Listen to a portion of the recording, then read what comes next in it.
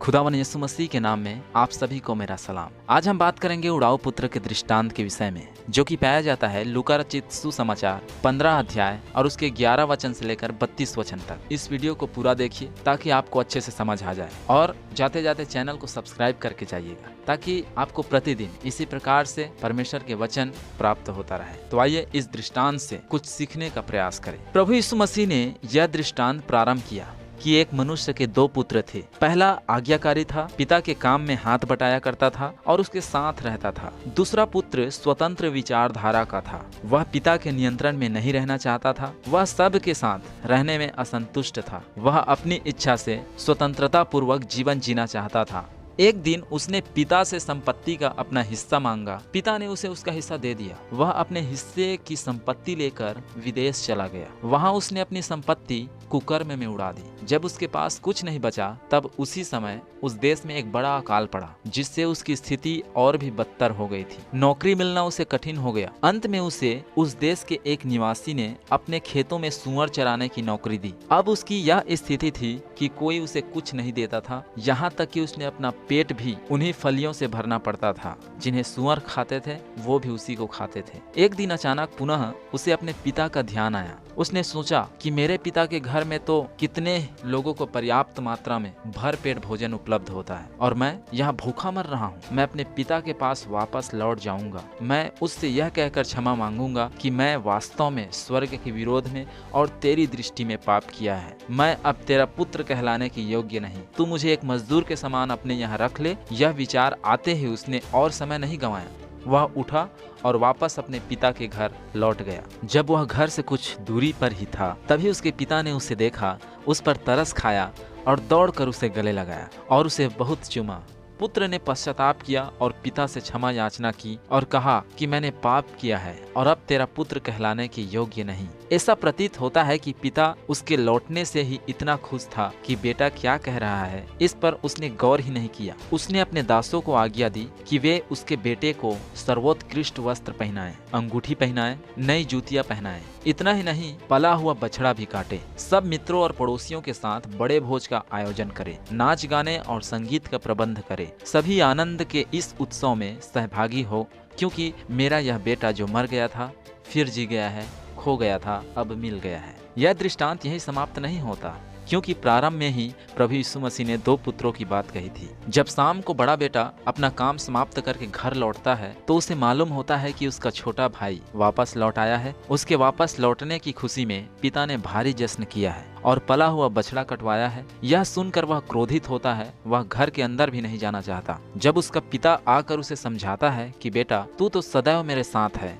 जो कुछ मेरा है वह तेरा ही है, वह उससे कहता है कि तुझे भी अपने भाई की वापसी से दुखी न होकर आनंद मनाना चाहिए। यह दृष्टांत प्रभु यीशु मसीह ने पिता के अपने बड़े बेटे को इस आमंत्रण के साथ ही समाप्त किया। यह निर्णय बेटे पर निर्भर था कि वह अपने वापस लौटे हुए भाई की खुशी में शामिल हो या घर में प्रवेश करने से इनकार करे। प्रभु यीशु मसीह के दृष्टांतों का यह विशेषता थी कि वह इन छोटी छोटी घटनाओं के माध्यम से बड़ी बड़ी बातें लोगों को समझा दिया करता था। इस दृष्टांत में जो पिता है वो है परमेश्वर, और जो बड़ा बेटा है वो धार्मिक अगुवे है, और जो शास्त्री और फरीसी है वो है। छोटा बेटा वो है जो सामाजिक रूप से तुच्छ एवं तिरस्कृत है और उनको नीचे वर्ग का समझा जाता है, गैर यहूदी जिसे हम कह सकते हैं या अन्य जाति कह सकते हैं। विदेश जो है उसका मतलब है कि पिता की आज्ञाओं के दायरे से दूर चले जाना, और जो सुअर का भोजन है वो है शैतान द्वारा संसार में फैलाई हुई गंदगी। दृष्टांत की शुरुआत पिता के 2 पुत्रों से होती है। परमेश्वर ने सभी मनुष्यों को अपने स्वरूप में बनाया। उन सबको जो प्रभु यीशु मसीह पर विश्वास करते हैं, उसने अपने पुत्र और पुत्रियां होने का अधिकार दिया। गलातियों की पत्री 3 अध्याय 26 वचन में इन बातों को हम देख सकते हैं। उसने उन सबको अपनी आज्ञाओं के दायरे से भरपूरी का जीवन बिताने का अवसर दिया है। परंतु कुछ लोग छोटे पुत्र की तरह परमेश्वर के साथ जीवन बिताने में संतुष्ट नहीं रह पाते। उनकी नजरें दुनिया के प्रलोभनों पर रहती है। वे परमेश्वर की आज्ञाओं के दायरे से बाहर निकलकर अपनी मर्जी के अनुसार जीवन जीना चाहते हैं। ऐसे लोगों को परमेश्वर उनकी इच्छा पर ही छोड़ देते हैं। परमेश्वर ने मनुष्य को स्वतंत्र इच्छा दी है। वह जोर जबरदस्ती से मनुष्य को अपने पीछे चलने के लिए कभी बाध्य नहीं करता। कई मनुष्यों के पास बहुत योग्यताएं होती है, वे साधन संपन्न होते हैं, परंतु सभी संपन्नता के बावजूद भी वे परमेश्वर से संबंध तोड़कर उससे बहुत दूर हो जाते हैं, उसकी आज्ञाओं के सुरक्षा बाड़े से बाहर निकल जाते हैं। परमेश्वर ने जो हमारे जिंदगी में सीमाओं का तय किया है, उन सीमाओं से हम बाहर चले जाते हैं। उसके अधिकार के प्रति हम बगावत करने लगते हैं और स्वयं अपने जीवन के अधिकारी बन बैठते हैं। ठीक उसी प्रकार जैसे इस दृष्टांत में छोटा पुत्र अपने हिस्से की संपत्ति लेकर दूर विदेश चला गया और अपनी मर्जी का मालिक बन बैठा। दृष्टांत में आगे पिता की सुरक्षा से, उसके प्रेम और परवरिश से दूर होने पर बेटे की बदतर स्थिति का वर्णन है। पिता की आशीष के बिना और उसकी इच्छा के विरुद्ध दूर आकर वह संपत्ति होने के बावजूद कुछ सार्थक कार्य नहीं कर सका। उसके अपने पिता की संपूर्ण संपत्ति वेश्याओं के साथ कुकर्म में और गलत संगति में उड़ा दी। यूहन्ना रचित सुसमाचार 15 अध्याय और उसके 5वां वचन और 6वां वचन में इस प्रकार से लिखा हुआ है, मैं दाखलता हूँ, तुम डालिया हो। जो मुझ में बना रहता है और मैं उसमें, वह बहुत फल फलता है, क्योंकि मुझसे अलग होकर तुम कुछ भी नहीं कर सकते। यदि कोई मुझ में बना ना रहे तो वह डाली की भांति फेंक दिया जाता है और सूख जाता है, और लोग उन्हें इकट्ठा करके आग में झोंक देते हैं और वे जल जाती हैं। इस दृष्टांत में छोटे पुत्र ने पिता के अधिकार के अधीन रहना अस्वीकार किया। उसकी आज्ञाओं के अनुरूप आत्म संयम एवं विश्वास योग्यता से जीवन जीना उसे असंभव प्रतीत हुआ। पिता से अलग होकर वह अपनी पहचान, अपनी सुरक्षा, सब कुछ खो बैठा। रोमियो की पत्री 1 अध्याय और उसके 21 वचन से लेकर 25 वचन में पौलुस ने भी इस सत्य को प्रकट करते हुए लिखा है कि यद्यपि वे परमेश्वर को जानते थे, फिर भी उन्होंने न तो परमेश्वर को उपयुक्त सम्मान और न ही धन्यवाद दिया, वरन वे अनर्थ कल्पनाएं करने लगे और उनका निर्बुद्धि मन अंधकारमय हो गया। बुद्धिमान होने का दावा करके वे मूर्ख बन गए। उन्होंने अविनाशी परमेश्वर की महिमा को नश्वर मनुष्य, पक्षियों, चौपायों और रेंगने वाले जंतुओं की मूर्ति की समानता में बदल डाला। उन्होंने परमेश्वर की सच्चाई के बदले झूठ को अपनाया और सृष्टि की आराधना और सेवा की, न कि उस सृष्टिकर्ता की। इसलिए परमेश्वर ने उन्हें उनके मन की वासनाओं की अशुद्धता के लिए छोड़ दिया। आगे पद 28 और 31वें वचन में उसने पुनः लिखा कि जब उन्हें परमेश्वर की मानना और अधिक उचित न लगा, तब परमेश्वर ने भी उन्हें उनके भ्रष्ट मन के वश में छोड़ दिया कि वे अनुचित कार्य करें। अतः वे सब प्रकार की अधार्मिकता, दुष्टता, लोभ से तथा सारी ईर्ष्या, हत्या, झगड़े, छल और डाह से भर गए। वे बकवादी, निंदक, परमेश्वर से घृणा करने वाले, हठी, डींगमार, बुराई करने वाले, माता पिता की आज्ञा न मानने वाले, समझ रहित, विश्वासघाती, प्रेम रहित और दया रहित हो गए। परमेश्वर हमारा रक्षक है। वह शैतान की शक्तियों और उसकी युक्तियों से हमें बचाता है।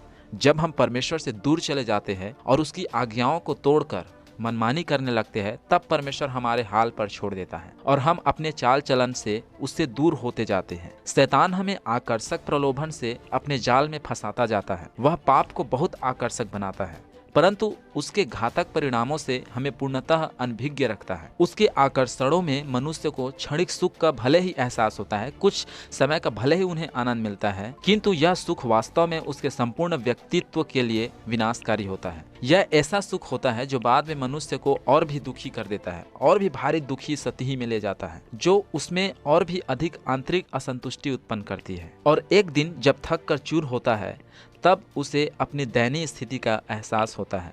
तब उसे लगता है कि परमेश्वर ने तो उसे अपने स्वरूप में सृजा था और आज अपनी इच्छा पर चलकर उसने अपने स्वरूप को कितना कुरूप और विकृत कर दिया है। उसे एहसास होता है कि परमेश्वर ने संपत्ति के रूप में ये जो जीवन और योग्यताएं उसे दी थी, परंतु उसने अपनी योग्यताएं और जीवन सब व्यर्थ में बर्बाद कर दी। उसने कुछ भी सार्थक नहीं किया। उसने अपनी ऐसी स्थिति में आत्मग्लानि होती है। छोटे पुत्र ने जब अपने पिता की संपूर्ण संपत्ति कुकर्म में उड़ा दी, तब जीवन की वास्तविकता से उसका सामना हुआ। आटे दाल की कीमत का उसे एहसास हुआ, जो कि अब तक मुफ्त में बिना मेहनत किए उसे बहुतायत से उपलब्ध था। पिता के प्रेम, दया और अनुग्रह के कारण उसने उसकी कीमत नहीं पहचानी थी, बल्कि उसे तुच्छ जाना था। अब उसे अपनी आधारभूत आवश्यकता पूरी करने के लिए, अपने जीवन यापन के लिए एक विदेशी के यहाँ सुअर चराने की नौकरी करनी पड़ी। मूसा की व्यवस्था के अनुसार सुअर को अशुद्ध पशु माना जाता था। लय व्यवस्था 11 अध्याय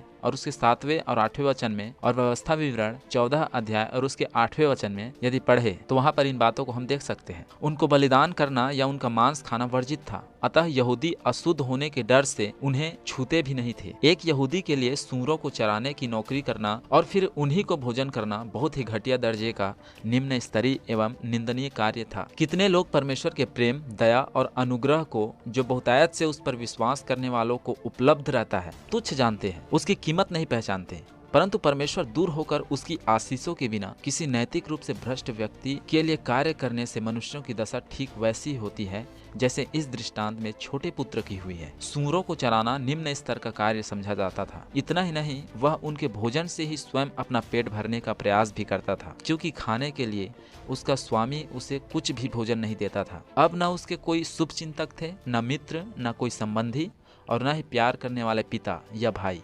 वह सामाजिक रूप से सबसे अलग हो चुका था। वह सोचता होगा कि कहाँ पिता के घर की राजसी ठाठ, इज्जत, आराम और जरूरत की सभी वस्तुओं की भरपूरी, और कहाँ ऐसी निम्नतम दयनीय स्थिति। खाने के लिए पिता के घर कैसा स्वादिष्ट भोजन मिलता था, और अब खाने के लिए सूअरों के भोजन के अलावा और कुछ नहीं, न चाहते हुए भी अब उसे वही खाना पड़ता था। छोटे पुत्र की ऐसी स्थिति से प्रभु यीशु मसीह ने चुंगी लेने वाले और पापियों की स्थिति प्रकट की। चुंगी लेने वाले यहूदी भी रोमियों के हाथ बिके हुए समझे जाते थे। वे अपनी भ्रष्टता से लोगों का अहित करने में नहीं चूकते थे। उन्हें शास्त्री और फरीसी पापियों की ही श्रेणी में रखते थे। बाकी सभी गरीब भी इनकी दृष्टि में चोर, डाकू, हत्यारे, वेश्याओं आदि जैसे पापियों की श्रेणी में आते हैं, क्योंकि आर्थिक संपन्नता ही इनकी धार्मिकता का मापदंड बन चुकी थी। यहाँ यह बताया गया है कि जिस प्रकार छोटे पुत्र की पिता से दूर होकर दुर्दशा हुई, वैसे ही दुर्दशा विश्वासियों की परमेश्वर से दूर होकर होती है। परमेश्वर के पास रहने में जहाँ आत्मिक भोजन भरपूरी से उपलब्ध रहता है, जिससे वास्तव में आत्मा तृप्त होती है, वहीं परमेश्वर से दूर होकर किसी भ्रष्ट के साथ रहने से ऐसा नैतिक पतन होता है, जिसका परिणाम त्रासदीपूर्ण आत्मिक अकाल होता है, जिसमें आत्मा को भूख और प्यास तो लगती है, परंतु खाने को सूअरों का भोजन अर्थात शैतान की संसार में फैलाई हुई गंदगी ही खाने को मिलती है। और जब तक उसे ठोस आत्मिक भोजन न मिले, वह इस गंदगी को खाकर अपनी आत्मा को चाहकर भी कभी तृप्त नहीं कर सकता। परमेश्वर के बिना मनुष्य आत्मिक रूप से पूरी तरह कंगाल है। यहाँ भ्रष्ट और पापियों की स्थिति का चित्रण है, जिनके बीच में घोर आत्मिक अकाल होता है। अच्छा आत्मिक भोजन चाहने पर भी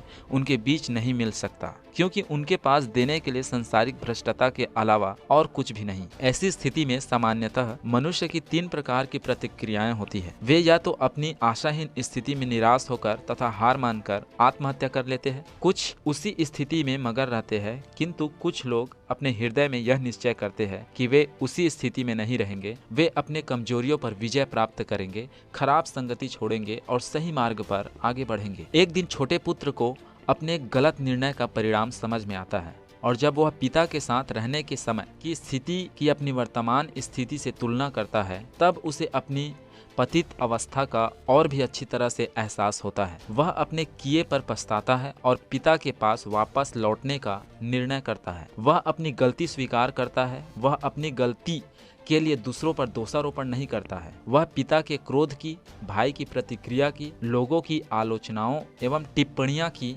चिंता करके अपने निर्णय से पीछे नहीं हटता है। घमंड से मरकर वह और कोई दूसरी नौकरी ढूंढने का प्रयास नहीं करता। शर्म से बचने के लिए आत्महत्या की ओर गलत कदम नहीं उठाता है। मैं क्या मुंह लेकर वापस जाऊं सोचकर उसी स्थिति में वह अपना बाकी का जीवन नहीं बर्बाद करता है। वह पिता के घर पश्चातापी हृदय के साथ वापस लौटता है। वह पिता के पैरों पर गिरता है और यह कहकर अपनी गलती स्वीकार करता है कि उसने स्वर्ग के विरोध में और पिता की दृष्टि में पाप किया है और अब उसका बेटा कहलाने के योग्य भी नहीं, किंतु फिर भी वह उसे अपने एक मजदूर के समान ही अपने घर में रहने दे। अब चित्रण है पिता के प्रेम का। ऐसा बेटा जो उत्तराधिकार ठुकरा चुका था, पिता की मेहनत की कमाई कुकर्म में उड़ा चुका था, जिसने पिता की इच्छा के विपरीत ही कार्य किए थे और जिसने अपने गलत चाल चलन से पिता को शर्मिंदा किया था, वह बेटा वापस लौटता है। इस दृष्टांत में ऐसा प्रतीत होता है मानो उड़ाऊ पुत्र पिता और भाई ने उसके संबंध में पूर्ण जानकारी रखी हुई थी कि वह कहाँ जा रहा है, क्या कर रहा है, कैसे उसकी स्थिति बद से बदतर होती जा रही है,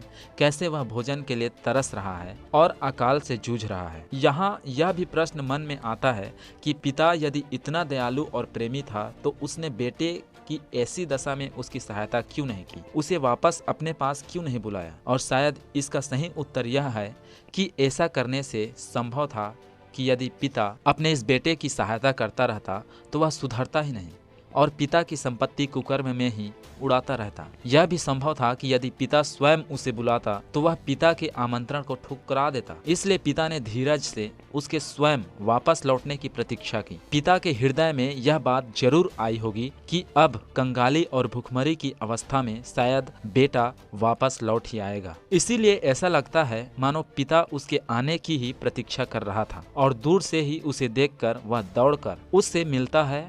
अपने से कम उम्र के लोगों से उठकर मिलना ही बड़े बुजुर्गों की मर्यादा के विपरीत बात थी। यह पिता के बेटे के प्रति अपार प्रेम का चित्रण है, जहां पिता को दौड़कर बेटे को गले लगाने में कोई हिचक नहीं। संस्कृति एवं परंपरा के विपरीत जाकर ऐसा करने में लोग क्या कहेंगे, मजाक का पात्र बनाएंगे आदि बातों की कोई परवाह नहीं की। वह प्रेम से भरकर ऐसे बेटे को हृदय से लगा लेता है जिसने अपने कार्यों से और चाल चलन से निरंतर उसका दिल दुखाया था। पुत्र पश्चाताप के शब्द कह रहा था, किंतु पिता तो उसकी वापसी से ही उसका पश्चाताप समझ गया था। उसे अब शब्दों की आवश्यकता नहीं थी। उसने अपने जिस बेटे को राजकुमार की तरह रखा था वह अब एक भिखारी की नाई चिथड़ों में उसके सामने खड़ा था। फिर भी पिता को सबके सामने उसकी ऐसी स्थिति में भी उसे गले लगाने में कोई हिचक नहीं हुई। वह उसे वैसी ही स्थिति में स्वीकार करता है, चूमता है, अपने प्रेम और असीम आनंद प्रकट करता है। ऐसा करके पिता यह भी प्रकट करता है कि उसने बेटे के रूप में ही उसे पुनः स्वीकार कर लिया है। यहाँ प्रभु यीशु मसीह ने यह प्रकट किया है कि मनुष्य चाहे कितनी ही पतित अवस्था में क्यों न हो, यदि समय रहते वह पश्चाताप करे तो उसे उसी स्थिति में रहने की आवश्यकता नहीं है। उसे परमेश्वर के पास लौट आना है और उसे क्षमा मांगना है। परमेश्वर उसे वैसी ही स्थिति में स्वीकार करेगा और उससे प्रेम करेगा और उसे जीवन की नई शुरुआत करने का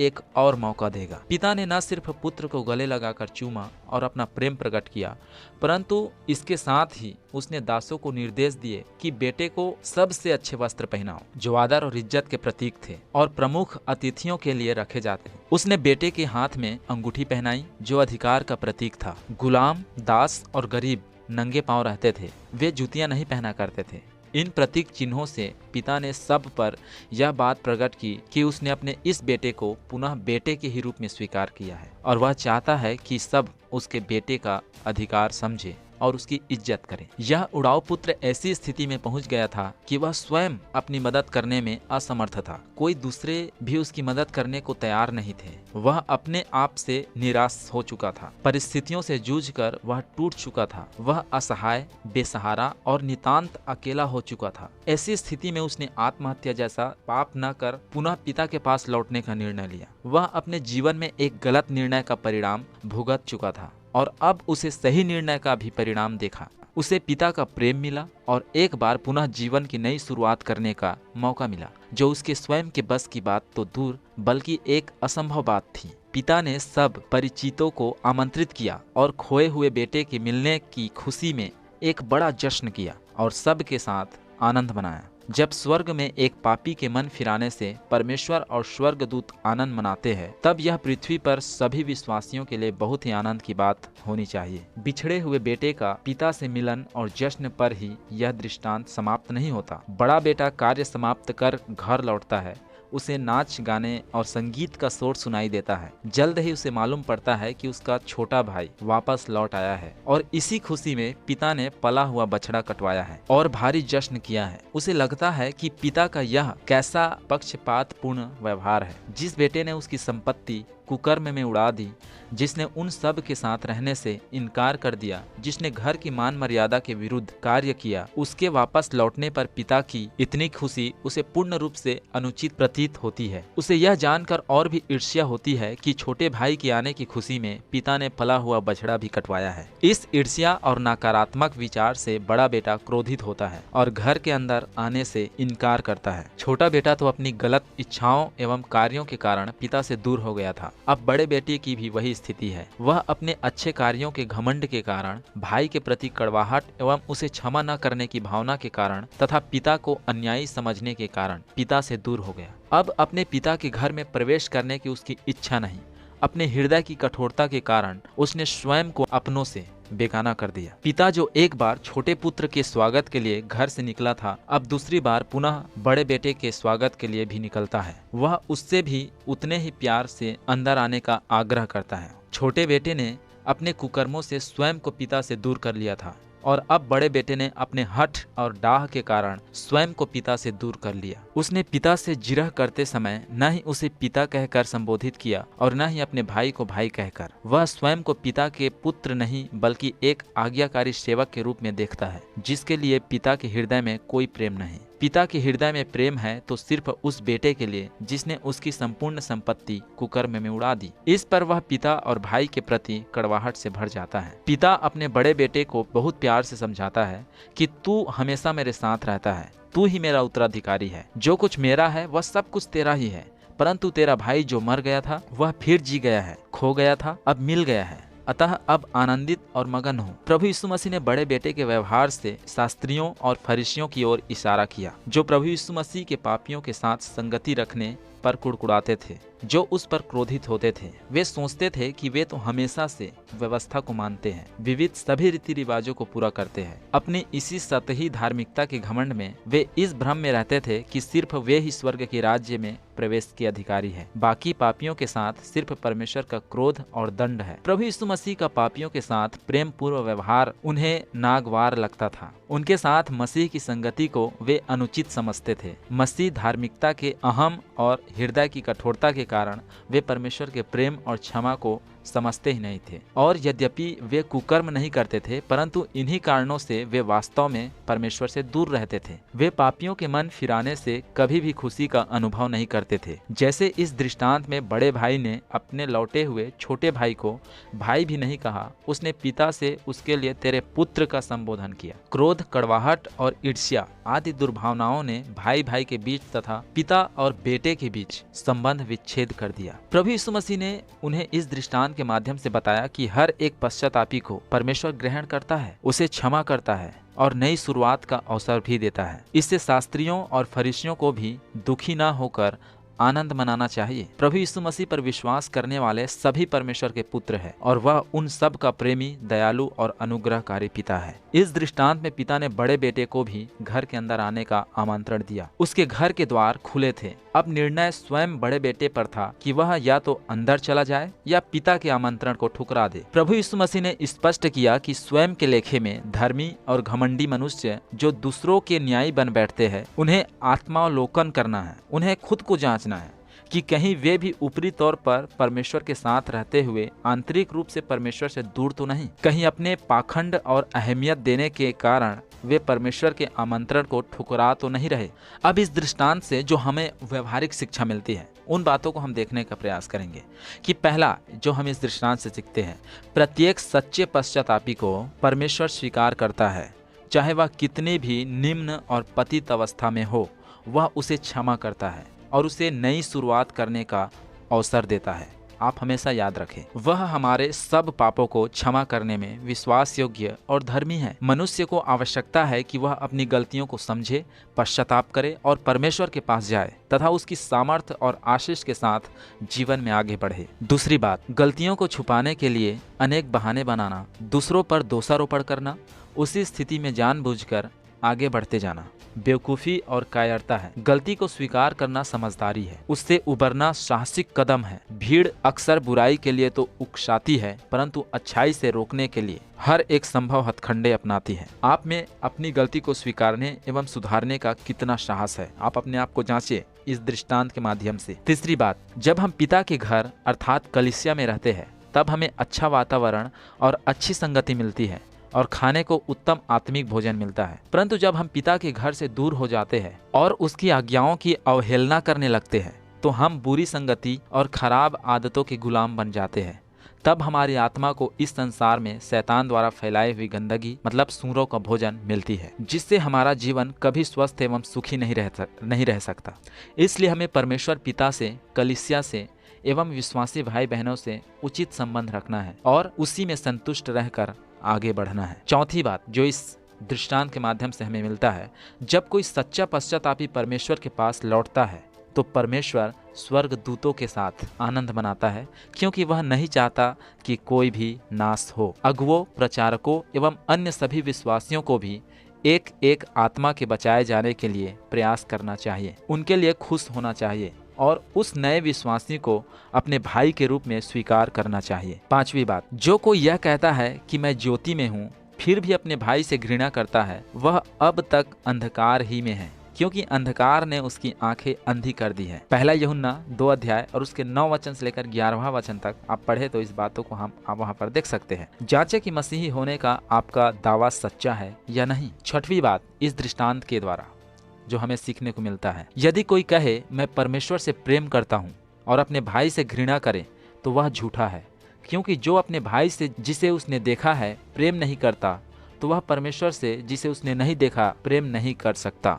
पहला यूहन्ना 4 अध्याय उसके 20 वचन में इस प्रकार से देखने को मिलता है। मसीही प्रेम में दया और क्षमा की भावना निहित होती है। यह ऐसा प्रेम होता है जो टूटे हुए संबंधों को जोड़ने का, बिगड़ते हुए रिश्तों को बनाने का प्रयास करता है। इस प्रेम में नियम कानून की दलील, मान मर्यादा का अहंकार सब कुछ गौण होता है। यह ऐसा प्रेम है जैसा मसीह ने हमसे किया है और जैसा प्रेम एक दूसरे से करने का हमें आदेश दिया है। यूहन्ना रचित सुसमाचार 13 अध्याय उसके 34 वचन में इसे हम देख सकते हैं। सातवीं बात, परमेश्वर दया, क्षमा, प्रेम एवं दीनता से प्रसन्न होता है। व्यवस्था के कार्यों के द्वारा कोई भी मनुष्य धर्मी नहीं ठहराया जाएगा। गलातियों की पत्री 2 अध्याय और उसके 16वां वचन और उसके 21वें वचन में लिखा है। आठवीं बात, इसलिए यदि तुम मसीह के साथ जीवित किए गए हो तो क्रोध, रोष, बैर भाव, निंदा और मुंह से गालियां बकना छोड़ दो। कुलुसियों की पत्री 3 अध्याय 1 वचन और उसका 8वां वचन में इस प्रकार से लिखा हुआ है, हम दूसरों की ओर उंगली न उठाएं, आत्म मूल्यांकन करें, अपनी कमजोरियों को परमेश्वर की सामर्थ्य से दूर करने का प्रयास करें। 9वीं बात, वचन में लिखा है परमेश्वर के उन चुने हुओं के सदृश्य जो पवित्र और प्रिय है अपने हृदय में सहानुभूति, करुणा, दीनता, विनम्रता और सहनशीलता धारण करो। यदि किसी को किसी पर दोष देने का कोई कारण हो तो एक दूसरे की सह लो और एक दूसरे के अपराध क्षमा करो, जैसे प्रभु ने तुम्हारे अपराध क्षमा किए हैं वैसे ही तुम भी करो। कुलुसियों की पत्री 3 अध्याय और उसके 12वां वचन और 13वां वचन में हम देख सकते हैं। प्रभावशाली उपदेश देना, बड़ी धार्मिक शब्दावली का उपयोग करना, धार्मिकता के सब नियम कानून तथा कार्य आदि पूरे करना महज दिखावा साबित होगा। यदि हृदय में विभिन्न दुर्भावनाएं और स्वयं की धार्मिकता का घमंड है, स्वयं को देखे, स्वयं को बदले। परिस्थितियां और अन्य लोग चाहे बदले या ना बदले, आप उनके प्रति अपना व्यवहार अवश्य परिवर्तित करें। इस वचन के द्वारा प्रभु आप सबको आशीष